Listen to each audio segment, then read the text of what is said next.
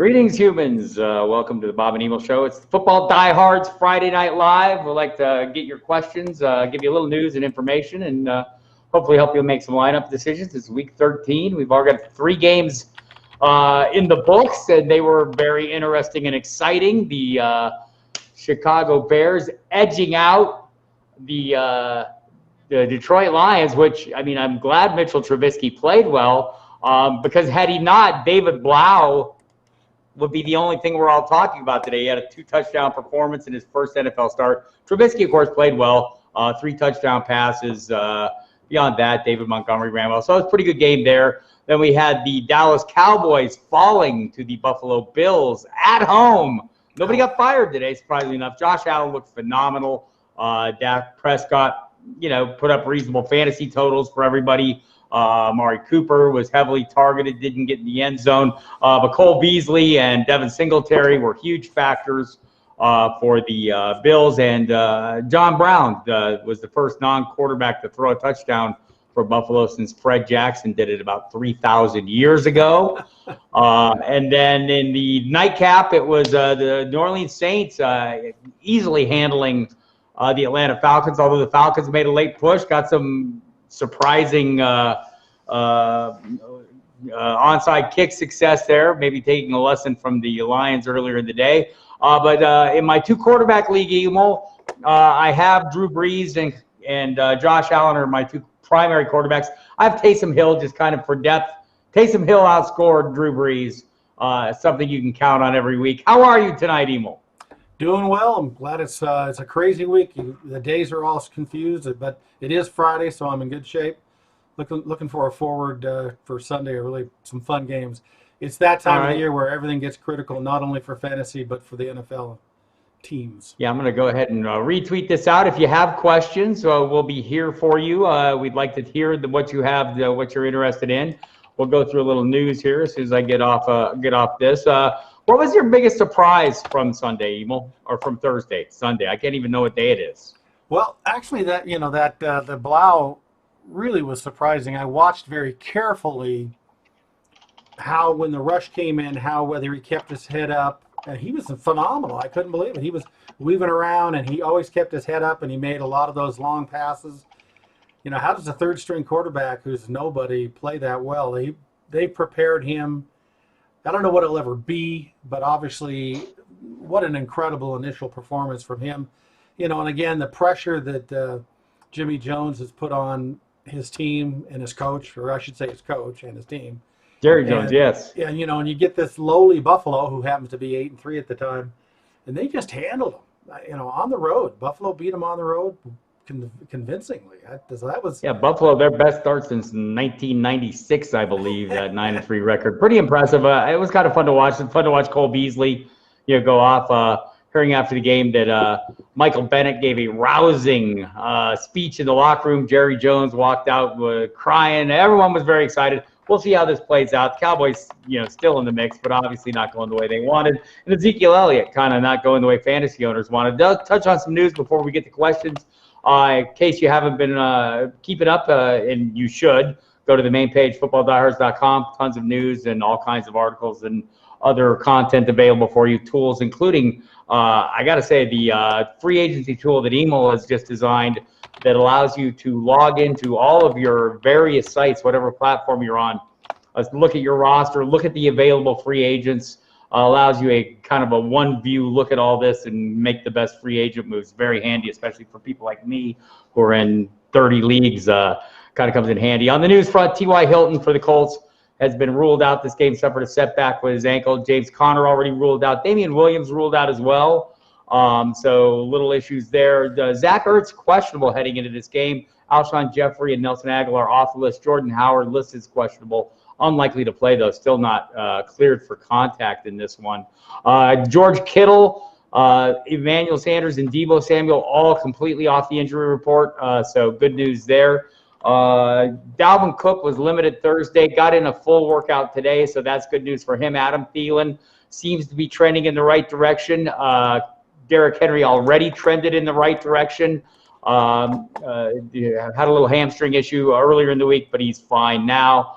So those are and oh, by the way, the Giants, no Golden Tate, no Evan Ingram, no Red Ellison, so they're down to the Darius Slayton and Sterling Shepard level of competitor here, and against the Packers, we'll see what happens. I'm understanding there's weather in that game, so that'll be something to watch as we head into the weekend as well. You getting any questions yet, Emil? Yeah, we do. Here, let me get over to them. Okay, I already answered one, but here's the second and third one. Full PPR, pick two of the following: Lockett, Godwin, Odell Beckham, and Fuller. Fuller, I don't like the Patriots matchup, so that's an easy one to take out. I'm not real keen on the Cleveland Browns against the Steelers. Tough defense for the Steelers. I still like playing Beckham probably, though. But who are the first two? Lockett and Godwin. Godwin for sure. Godwin's easy. I mean, it's between Lockett and Beckham for me. The Minnesota pass defense has not been all that daunting. Xavier Rhodes, not as good as he once was. Boy, that's a tough call. I'm probably going Lockett. I wouldn't talk you out of Beckham. Obviously, a big play threat, but I'm a little worried about the matchup in this one. Yeah, it sounds good to me. Lockett and Godwin, and then maybe flip Beckham in, depending on how you feel. Yeah, checking, the rankings, that's kind of what our rankings reflect as well. Godwin, top 5 play. We have him ranked at number 3 this week. Lockett at number 11, Beckham at number 14. So, again, I mean, the Lockett-Beckham is the decision there. It's an easy one for me, but if it's not for you, Beckham's not crazy. Yes. Okay, so here's the next one. Let's see. Kyler Murray versus the Rams or Watson versus the Patriots? So I've had a lot of questions about Deshaun Watson this week. Yeah. And they are understandable because, look, it's the Patriots, and we've seen him have a lousy game against a tough matchup when he laid a goose egg against the Ravens. So for me, this would be pretty easy, but here's the problem. Kyler Murray turned up listed as questionable on the injury report Friday. I think he's going to play. He practiced fully, but it's a late afternoon kickoff. And your other kickoff is when? Oh, we got a Sunday night kickoff. So you do have a fallback if Murray doesn't go. I'm probably going to lean on Murray, given the matchups. I mean, I don't think you can go wrong playing Watson any week, except when he's playing maybe Baltimore or maybe New England. So Murray for me. Yeah, that's a nice setup, though. You can wait to see, how his status is and still go on the Monday night with Watson. According to our rankings on our cheat sheet, the Rams have the 10th toughest defense against the pass, and New England's number 1 still against the pass. So right. So I think it's a pretty easy call. Also, Kyler Murray has that, rushing upside. Watson has it as well, but I think a little more designed for Murray. And in this case, assuming the hamstring's good, I'm good with him too. Question. Already started Breeze, needed upside superflex. Darnold, Tannehill, or Winston? Yeah, I think they're all 3 great upside plays, right? I mean, Darnold has a great. We have him ranked 10th. He's going at Cincinnati. Tannehill is at Indianapolis 11th. And I can't find Winston in here. He's 7th against Jacksonville. Yeah, Winston I can play any single week. I think the matchups, that's the direction I'd go. The downside with Winston is that he will throw turnovers, or there will be turnovers. So I'm still playing him. I think the upside is so massive for him, and I think he is the true upside play here. We've seen Darnold have some 4-touchdown games. We see Tennessee right now being as efficient in the red zone as any team in the NFL. So that's worth something as well. But, man, you've got Godwin, you've got Evans. The tight ends are capable. Cameron Brate capable of scoring too. I'm going to play Winston and ignore the turnover probabilities. By the way, he just hit the 100 turnover mark for the season for his career. What's ironic, and we haven't plotted the stats, but, you start watching the game and he throws an interception and he does this and he does that, and then you go away and you come back and he's got 300 yards and 3 touchdowns and 25 fantasy points, and you're just like, maybe I shouldn't watch the game when I start him, because it seems to end with a good fantasy game. Yeah, he's definitely the upside play to me, just based on the weapons alone. Let's see. I got another one here. Oh, my, what is this? Oh, he just says, the Winston problem for me is -6 for interception TD returns and -3 for interceptions.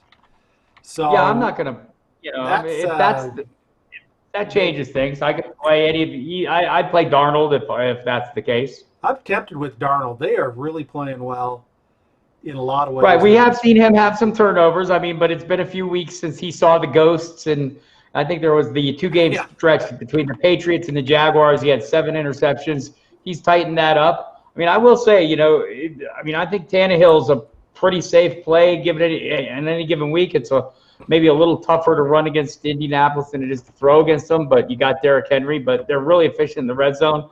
For me, Darnold's more of the upside play, though, if you're not playing Tannehill's on Winston. the road too. That doesn't help. These are really great games, like I said, because we're getting down to where these teams trying to make the playoffs. So it's getting pretty tense for them. They're going to battle pretty heavily. So yeah, that's a good one. Let's see. I don't have any. You got any more questions over there right now? We're waiting for a couple. Sure.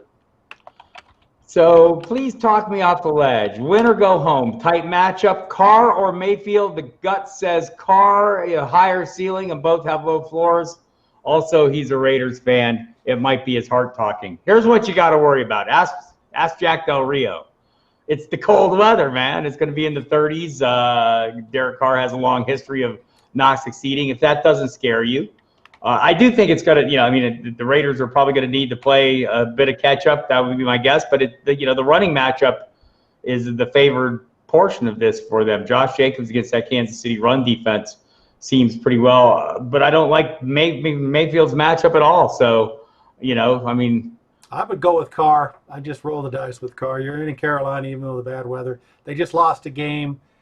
I just think they're going to bounce back. They want to make the playoffs. Not that everybody else doesn't, but I think they're really, minus the Jet game last week, they've been playing well. So yeah, I think if your heart is telling you one thing, listen to your heart. It's pretty equal matchups for me, so I'm okay with that. Oh, here's a fun one. PPR, McCoy or Jay White? James White or James McCoy? White. So I think here with Damian Williams out, I think it's a little easier call. I know Darrell Williams is there, and that is a concern. I'm not going to lie. It's something we need to be concerned about. His ball security had been an issue at one point, but I think in this case, this is one where I would go with McCoy. Now, are you going to, White had a horrible game. He did almost nothing last week. It's the Patriots. Are they going to try and feed him all of a sudden this week when you give up on him? Yeah, I don't know that they will. And I will say, running the ball against Houston has been pretty easy. They're not a daunting matchup either way. But the Patriots offense has been out of sorts. And ask Tom Brady. He'll be the first to tell you. So for me, I think this is a pretty easy call for me. You're going to go with McCoy? Yeah, I'm going with McCoy. Let's hope he doesn't. With Williams out, makes it a little easier for me. Sounds good. Oh, got another one here. 2 of 3, half PPR. Robbie Anderson, Cup, or DK Metcalf. So I'm going to go with 2 of 3. I'm going to go with Cup and Anderson. And I could be probably a little open. Anderson has not done much. We just finally saw him score last week. This is more about the matchup for me. And again, the Vikings matchup I don't think is incredibly tough. It used to be considered more so. I don't think it is now. So I'd be fine with Metcalf, but I'm kind of playing the depth chart for one thing. Cup for sure against Arizona seems like an easy call for me. But Anderson against Cincinnati, I think is equally. I want a piece of that Jets offense, and I think Anderson's a reasonable piece. Sounds good. That's a tough one because you've seen Anderson disappear, and Metcalf's still young. Things can happen, but that's a tough one. Yeah, we saw the drops last week in Philadelphia. Metcalf was wide open, in position to make some plays, didn't deliver. We've seen him deliver as well, though, heavily targeted in the red zone, so I get that as well, but I'm going to go Anderson. I had a quick question. I'm out on my side. You may have some. Just when we go back to the Colts we were talking about earlier, you got T.Y. out. You got Campbell back, allegedly, with question. Maybe. You got Jack Doyle, and the other Ebron's out. Is there a guy we can look at this week that may pop out of nowhere? Is Campbell the guy or somebody else? Or Pascal had a horrible week last week, but he's been having good weeks before that. Right. I think Pascal's kind of, I've lost faith in him. It's hard. I'd like to see something to hang my hat on before I depend on him. If you're in a pinch, though, he's essentially the wide receiver one. I think if Campbell is back, he's the field stretching component there. I love Jack Doyle in this game. I think he's going to be very busy. The Titans can be scored on in the red zone, and the amount of work that goes through the tight end that's the area I'm looking to exploit here. But I do think Pascal should be, just in terms of workload, have a good shot. Love Jonathan Williams in this game as well. Sounds good. You got another question over there? I could probably cook something up here. Let me go check my Twitter. As always, Twitter, I will be there tomorrow to answer anything I don't get to here. All right, 0.5 PPR, Christian Kirk or Darrell Williams for the Chiefs. For me, look, Christian Kirk is facing most likely Jalen Ramsey. It's impenetrable. It's not. I mean, it's tough matchup, but it's not impenetrable. And I think that's something we get in our heads a lot.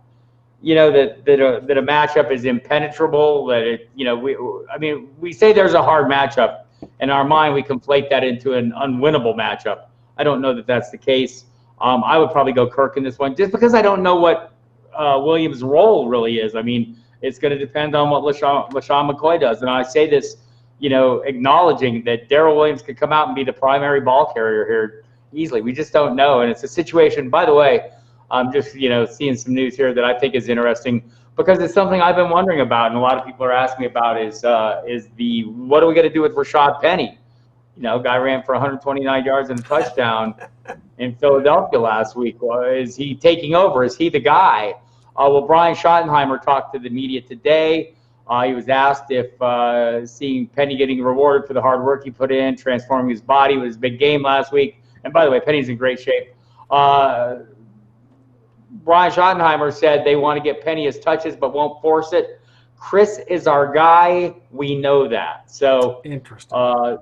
Look, they're getting a lot of questions. A lot of people, Chris Carson or guys that normally you would not ask questions, about, right? I mean, normally you wouldn't answer Chris Carson or LaShawn McCoy, right? and people are rightfully concerned about the Rashad Penny's big game, but apparently the Seahawks aren't as worried about it as we are. And look, that falls into line with what we've seen with this situation all along, right? I mean, Pete Carroll has been Team Carson all along, going back to last year when they drafted Penny in the first round.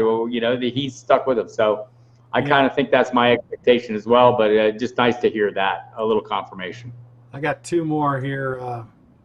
Do you start Thielen with confidence for Minnesota? No, it's Monday night, and he's probably going to be questionable, and his hamstring is hurt. And if I have anyone even in a reasonably within range of him, and I have to make that decision prior to Monday night, I'm probably going to play the guy that is healthier, right? So I think that's always the thing for me is, it's your options. Are we talking, Andy Thielen or Adam Thielen or Andy Isabella? Well, okay, maybe I'll take my chance with Adam Thielen.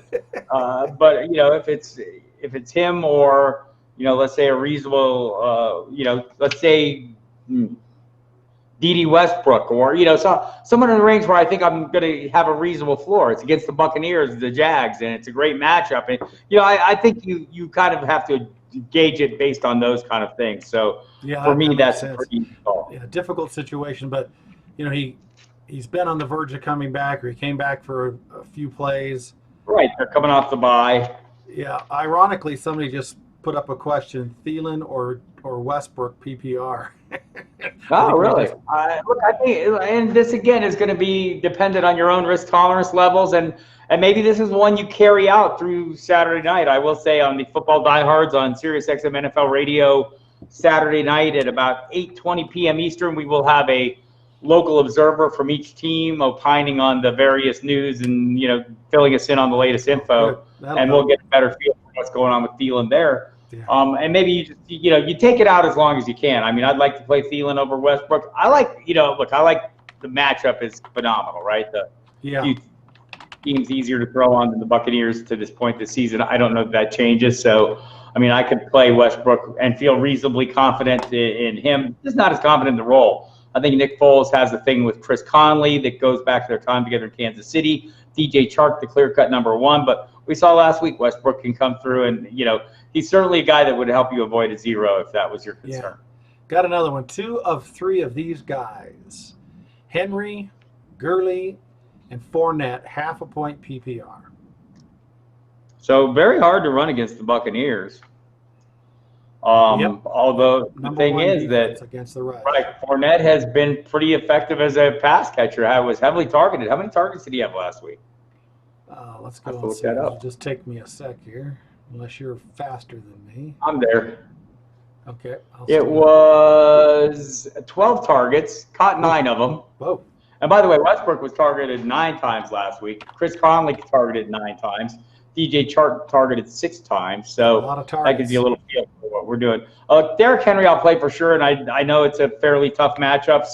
And he has no, receiving equity there. I mean, he was targeted once last week and caught it. So I would probably lean to Fournette just based on the anticipated workload, but boy, that matchup against Arizona is good. The only question is this a Gurley week or not? We've seen him go 25 carries. We've seen him go. We got to start 2 out of 3. So Henry, Gurley, and Fournette, we have to just dump one of them.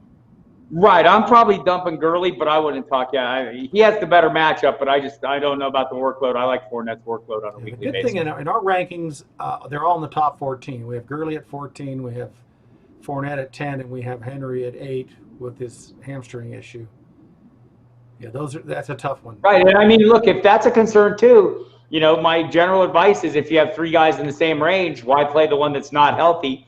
I will add that Henry came off the injury report today, so I'm assuming I'm taking him as healthy, but that could be a hair splitter for you if you have risk tolerance issues with that. The other thing to remember is a half a point PPR, so that nulls down Fournette's passing ability as far as points for the catches, but obviously if he gets a lot of yards and scores a touchdown or whatnot. So, yeah, that's a tough situation. You would think Gurley would be a good play at Arizona with the, according to our stats, 22nd rushing defense, pretty bad. But we've been bitten by Gurley many times this year. Yeah, it's been the inconsistent, workload. It's just hard to have a good handle on. Yeah. All right, I think I don't have any more right now as far as questions are concerned. All right, I may well have one. Let's see. Okay, need 2. PPR, Sutton, Christian Kirk, Kareem Hunt, Robert Woods, and Dede Westbrook. 2 of those. Well, Sutton is likely to be playing with Drew Lock in his first NFL start. We don't know that for sure. They may not answer that until Sunday. But he is going to be activated. He's been getting all the first team reps. Christian Kirk is going against Jalen Ramsey. Kareem Hunt going against the Pittsburgh Steelers. Robert Woods going against the Cardinals. That might be pretty appealing.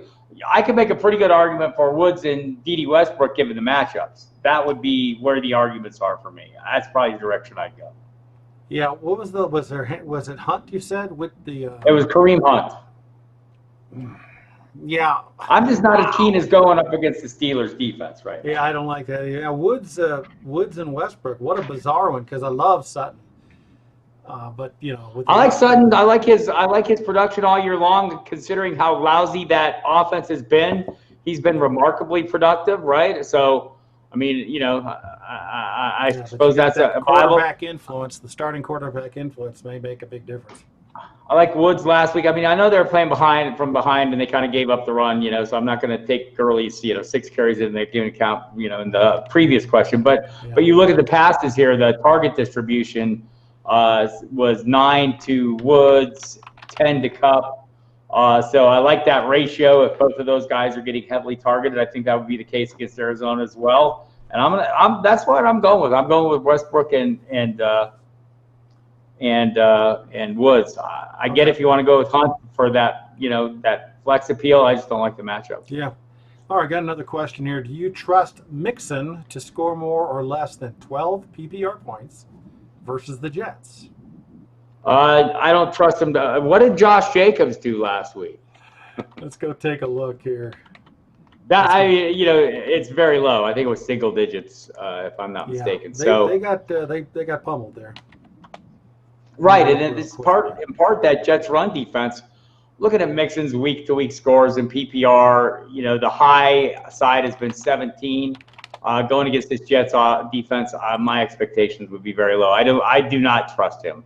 I do not have great faith in him. Yeah, he had against Pittsburgh. Do I have the right? I want Jacobs against the Jets.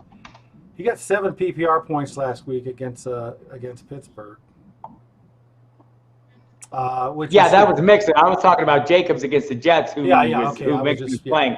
He had 4 PPR points against the Jets. Josh Jacobs.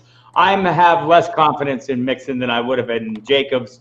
I didn't have a lot in Jacobs last week given the matchup. I don't have a lot in Mixon, so no, not a lot of faith there. I'm not sure what the options are, but I guess we're voting no. He's not going to make 12 points. Maybe I'll get lucky. I think it would be tough. I mean, his high this year is 17 against much more favorable. 2 more questions. Quarterback, Carr or Wentz? Again, I'm probably going to play the matchup on this one and go Wentz, but I would not talk you out of Carr. My concern with Carr is the cold weather where he has struggled, and his former coach called him out this week on that, basically on Twitter, saying you got to be better in the cold. And so I'm going Wentz in this one, and hoping the matchup carries it. Yeah, I mean, Miami's been playing better. It is in Miami, so the weather's going to be pretty good. I got to go with Wentz too. Wentz makes both his top wide receivers back. Good, because that was devastating. I don't know that Nelson Aguilar should be considered anyone's top receiver, but he is. Well, hopefully he'll help a little bit. Jamal Williams or Snell at running back? I'm going to play Snell just for the workload. I do like the matchup for Jamal Williams. I just, it seems like the role for me is going to be running through Snell in this one. Williams against the Giants is pretty appealing if there was no such thing as an Aaron Jones, but there is. And there will be no James Conner this week. He's listed as doubtful, so all but ruled out. We saw last week the workload funnel through Snell. And I think Jalen Samuel kind of just, if you're concerned about him, you should not be. I'll agree with that. Let's see. I'm going to ask for some more questions here. Got a couple more minutes here. If you got another question, we'll squeeze them in. Yeah, it was interesting what Bennett, how he got up in that locker room. Yeah. I was really impressed with that. It'll be interesting to see if a veteran like that can help that team. We don't really know what's going on. I have been on a lot of playoff teams, have been a champion. He knows what it takes. Apparently, the rest of his teammates do not. Jared Jones, not happy, left for the locker room. He was in there, heard the speech, was very impressed with it. Not going to fire Jason Garrett, and I don't see how that makes a lot of sense to do that right now. But I will say, Chris Richard, the defensive coordinator there, is maybe a head coach in waiting, and at some point maybe they do make that switch, but probably after the season. Well, again, things we don't know, what's going on, how hard people are really working. Bennett would know. He's seen it. He knows how hard you have to work and how much extra you have to put in. I'm so glad to see that. It really was neat. Hopefully he can inspire that team. They've got things in front of them. I know they're 6-6 or whatever the number is. Yeah. But they're in first place. They can beat Philadelphia, and they can win that division. Yeah, they play it could be worse. You could not have the Giants and the Redskins in your division as well. So the Eagles are really their primary concern, and they haven't been playing well on the whole this season, although certainly better than the Giants, who aren't going to pose a threat to anybody. All right, so I guess we'll go ahead and wrap this up. We hope you come back every single Friday night. We'll be doing this throughout the rest of the regular season, and we hope you are hitting the website. FootballDiehards.com is where you find us. Tons of content, always there. News, the latest news and information. We run that right up through each Sunday's kickoffs. So you have the inactives in a very timely manner and a little analysis on those situations. Tons of DFS content, whether it's myself, Kyle Dvorak, Bobby Gomes, former DFS Millionaire Maker winner. You can catch Kyle and Bobby doing their weekly roster build video every Wednesday night at 8:15 Eastern. Then Sunday morning, hit the website for last-minute questions. They're doing some final roster tweaking. That's at 9 a.m. Eastern time every Sunday morning leading into kickoff. Then you can turn on your SiriusXM Fantasy Sports Radio, listen to me and Jeff Mans do the pregame show at 11. We're on until 1, and the site is live all day. But tons of content. Check it out. Podcasts, video, articles, analysis, including for you season-long players, Brad Cruz, one of the best high-stake players in the lands, Mike Valverde, Evan Tarciano, Matthew Sharon.